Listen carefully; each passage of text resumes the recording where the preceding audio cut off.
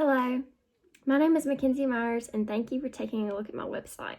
My Comp 1 class has been studying on anything and everything suspense films. For our final essay, we created a site on 3 different subgenres of suspense films. A little bit about myself is that I'm a senior at Goodbye Academy and I am a horror movie fanatic.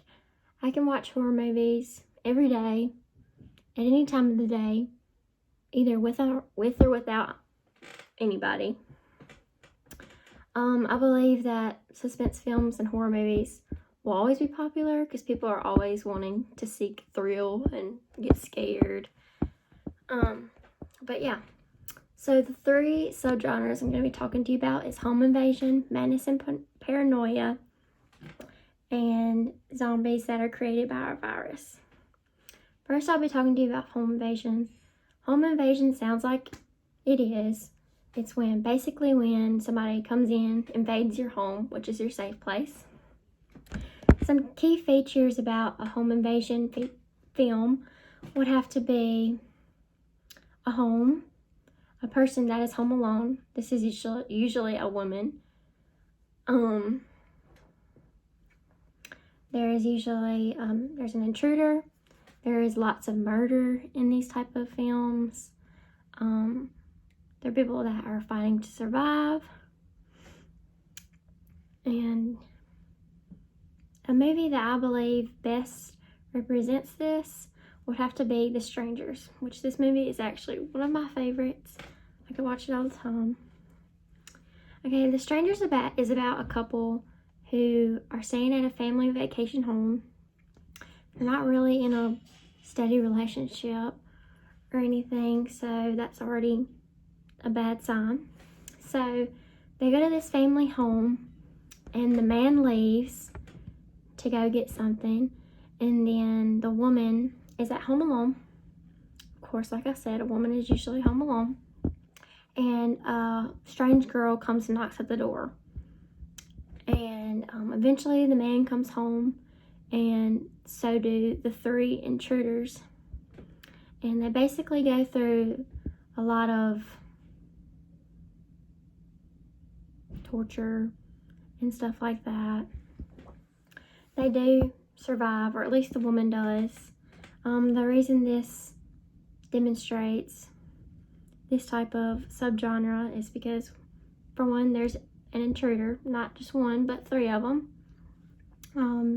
There's someone home alone, a couple, and they do fight to survive. And yeah, so the next one I'm going to be talking about is madness and paranoia. Madness and paranoia basically tells us or shows us that we truly will never understand the human mind. Some key features of a madness and paranoia movie would have to be a crazy person. Usually there's an insane asylum or something like that, or a hospital. There's got to be something that triggers their madness.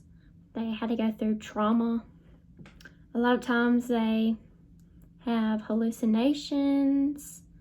There's a lot of mental disorders, and there's a lot of plot twists as well in these type of movies. So a good movie that would represent this subgenre would have to be Gerald's Game. Gerald's Game is about a woman who is handcuffed to a bed, and she is fighting her way to get out. And basically, you kind of have to watch the whole movie, and it gives you key points about how she ends up getting locked in handcuffs. But she fights to survive, and she starts to have hallucinations.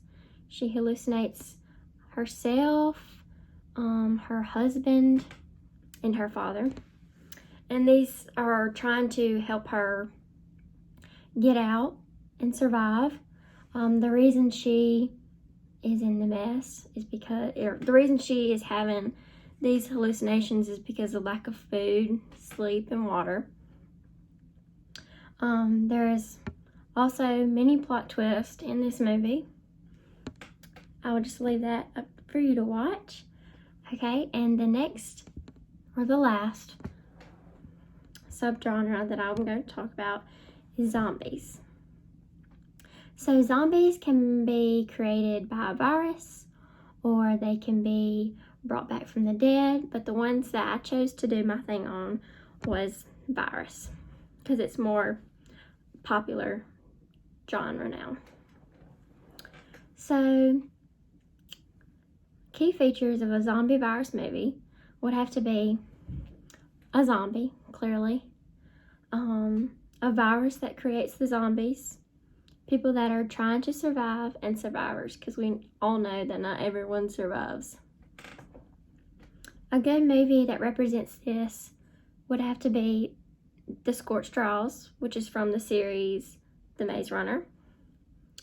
The Maze Runner is basically about Thomas and his friends, and they are trying to escape a company called Wicked, who keeps putting them through these trials and everything.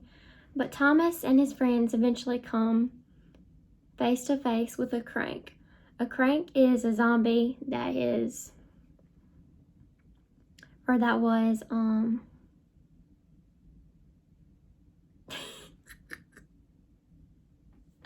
that was created by the flare virus. They go through many trials and tribulations with these zombies and eventually lose a couple of their friends to them. And there are survivors, and some of them do make it out. And the reason it represents it is because, for one, there's a virus, there's zombies, there's people that survive, and there's people that are trying to survive. My video is now coming to an end. I would like to thank you for clicking on my site and scrolling through. But thank you for watching, and goodbye.